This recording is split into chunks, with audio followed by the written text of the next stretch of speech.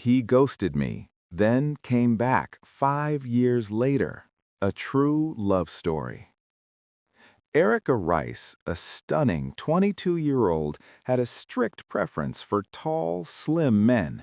So even though Jake did everything he could to win her over, including gifting her a brand new Tesla Model Y, she still turned him down. Jake was average height and a little rounded in build. He had a warm, beautiful smile, thick, lovely hair, a kind heart, and was deeply in love with her. But none of that mattered to Erika simply because he wasn't over 6 feet tall and slim. Those two physical traits were non-negotiable for her. Her friends couldn't understand why she would reject a handsome, spiritual, and devoted bachelor like Jake, whom she had met at church. Erika was a beautiful blonde in her early 20s, studying engineering at Harvard University. At just 5 feet tall and very slender, she had an exquisitely pretty face and a radiant smile that could capture the attention of countless admirers in an instant. She was a beauty with brains. She came from a wealthy American family.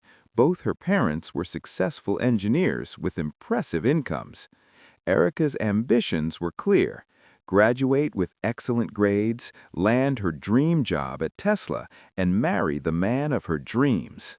That's why, when her ideal man appeared during her final exams, she was convinced everything in life was falling perfectly into place.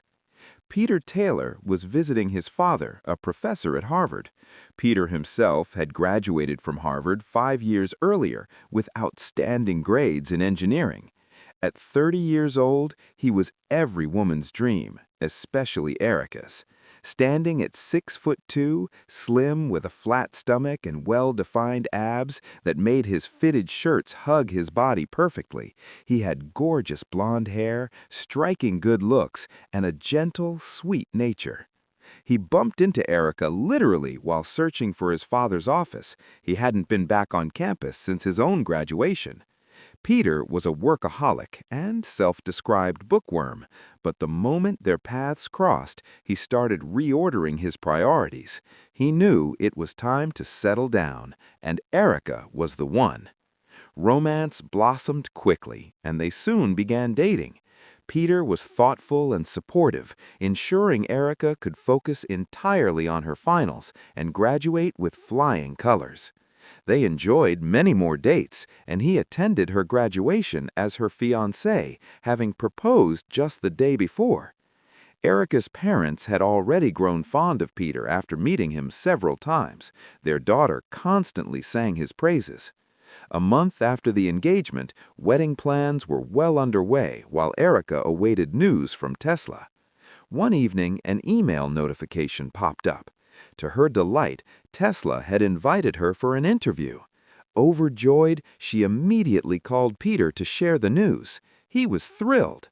"The universe is on our side, my love.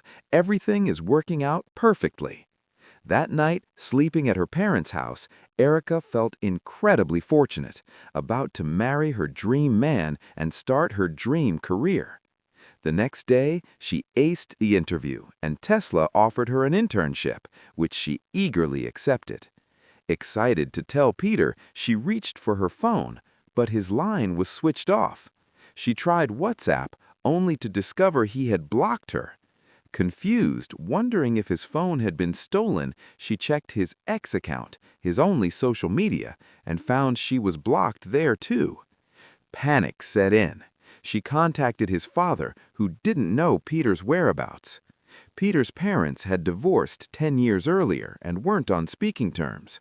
Still, the professor called Peter's mother in London on Erika's behalf and learned that Peter had gone to visit her.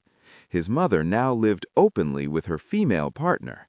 The professor left a message asking Peter to contact Erika, but no response ever came.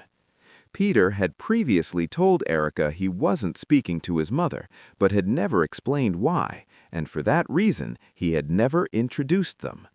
Erika was stunned to learn the truth about his mother's life, and just like that, without a single word or warning, Peter vanished. He ghosted her completely. His house was abruptly put on the sale, leaving no way to reach him. Her dreams of a happy ever after shattered without any explanation.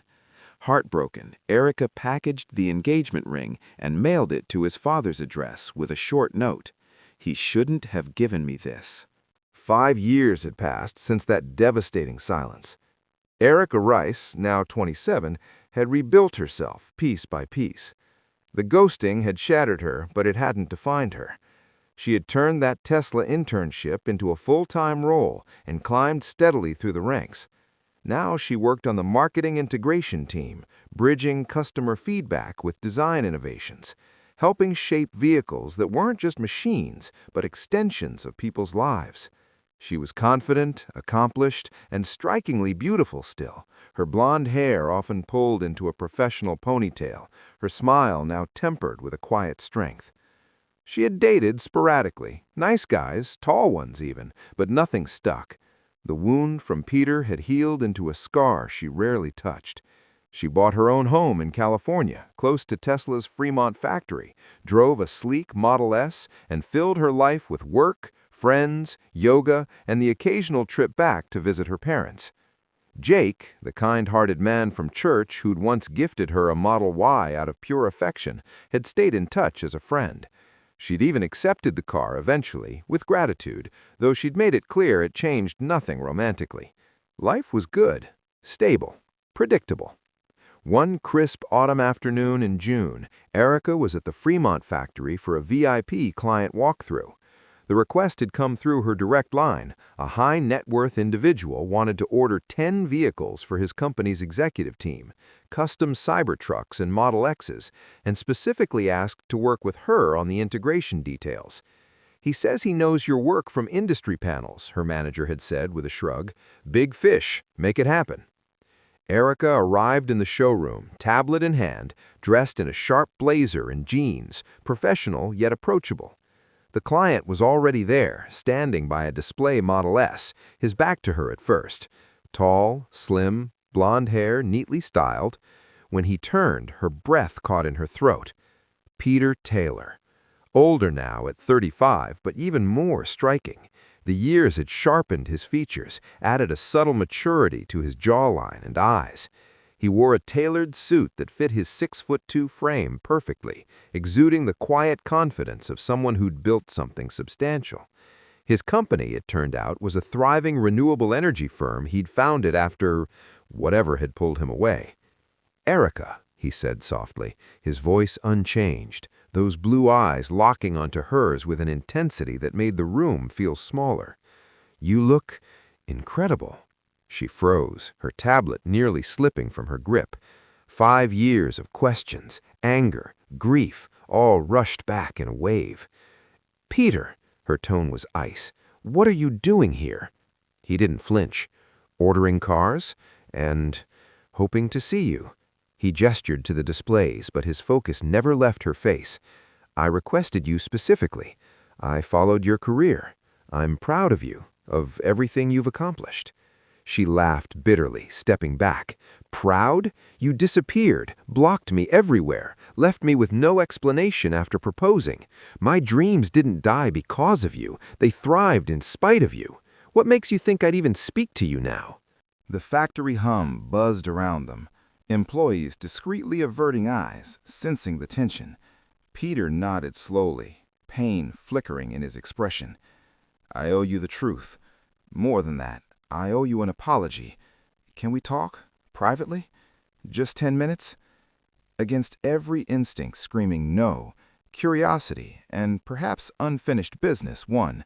She led him to a quiet conference room overlooking the production line. He sat across from her, hands clasped. "I panicked," he started, voice low. "That day you got the Tesla offer, my mother called. She'd been diagnosed with stage 4 cancer. Terminal. She begged me to come to London, to forgive her, to be there in her final months. I hadn't spoken to her in years because of her coming out, her new life. I was angry, confused about my own beliefs back then. But hearing her voice break, I dropped everything." Erika's eyes narrowed. "So you just left? Blocked me? Sold your house?" I was ashamed, he admitted. I thought if I told you, you'd insist on coming or supporting me, and I didn't want to drag you into that mess right after your graduation. You had your dream job starting, our wedding plans. I convinced myself it was kinder to let you go clean, to let you hate me if it made moving on easier. I was wrong, terribly wrong. I regret it every day. He pulled out his phone, scrolling to old photos, him by his mother's bedside, her frail hand in his. She passed away 8 months later. I stayed in London to sort her estate, then started my company there before moving back to the U.S. I've built something successful, but none of it filled the hole I created by leaving you. Tears pricked Erika's eyes despite herself. You broke me, Peter. I waited for answers that never came. I know, his voice cracked, and I don't deserve forgiveness, but I've never stopped loving you. I've thought about you every day for 5 years. Seeing your name in industry news, your LinkedIn updates, it kept me going. I'm here now, not just for cars. I'm here for you, if you'll let me earn a second chance. Erika looked at him with those beautiful eyes of hers, filled with a mixture of hate and love for the man sitting next to her. He didn't push. Over the next weeks, he became a persistent, respectful presence. He finalized the order for the 10 vehicles, customizing them with features Erika suggested based on customer insights, her expertise shining. But beyond business, he showed up. Flowers delivered to her office with handwritten notes, memories of their Harvard dates, apologies for the pain, invitations to coffee, no pressure, just conversation. He volunteered at the church she'd once attended, reconnecting with old mutual friends. He even reached out to her parents, owning his mistakes fully. One evening, he invited her to a quiet dinner at a seaside restaurant in San Francisco. No expectations, he'd texted. She went. Under the stars, he slid a small box across the table. Not a ring, but the engagement ring from 5 years ago, polished anew. I kept it.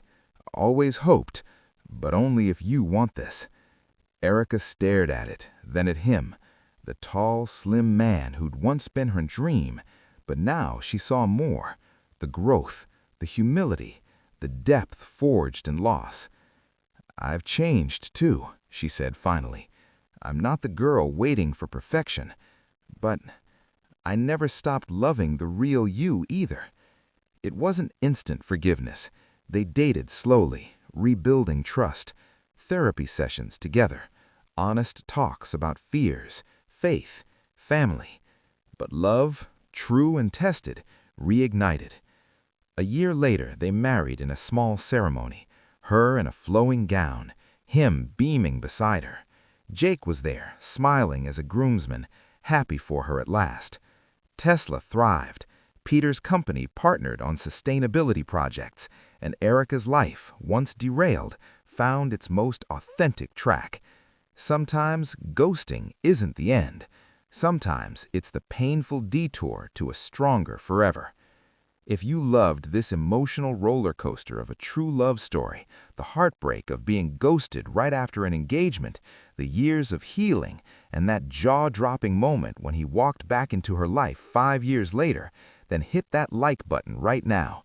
It really helps the video reach more people who need to hear that second chances can happen.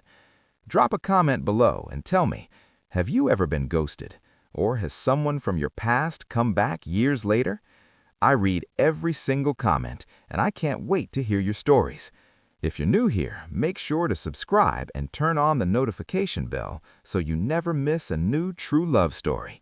And if this story touched you, share it with a friend who believes in love or needs a reminder that it's still out there.